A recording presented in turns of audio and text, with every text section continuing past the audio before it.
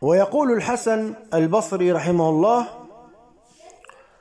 يقول في الطعام 12 خصلة: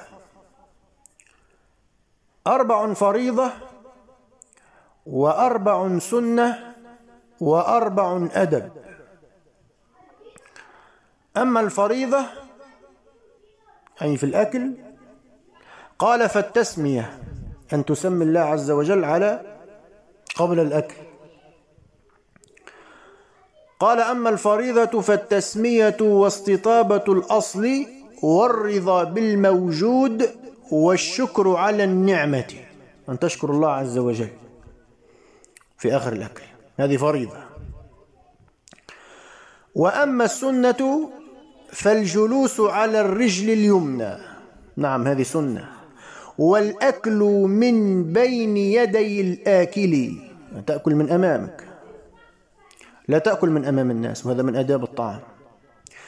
وتناول الطعام ب3 أصابع اليد اليمنى، وهذه كذلك سنة. ولعق الأصابع، وهذه كذلك سنة. وأما الأدب فغسل اليد قبل الطعام وبعده، نعم. وتصغير اللقم، كثير من الناس اليوم تجد اللقمة يعني ما شاء الله. وقال: وتصغير اللقم وإجادة المضغ. إجادة المضغ أن تمضغ الأكل، يعني كما كان النبي صلى الله عليه وسلم وأصحابه رضي الله عنهم وأرضاهم كانوا يجدون المضغ.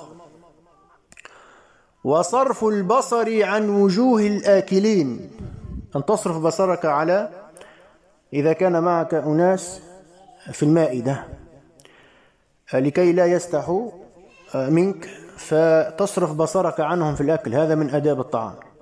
سبحانك اللهم وبحمدك، أشهد أن لا إله إلا أنت، استغفرك وأتوب إليك.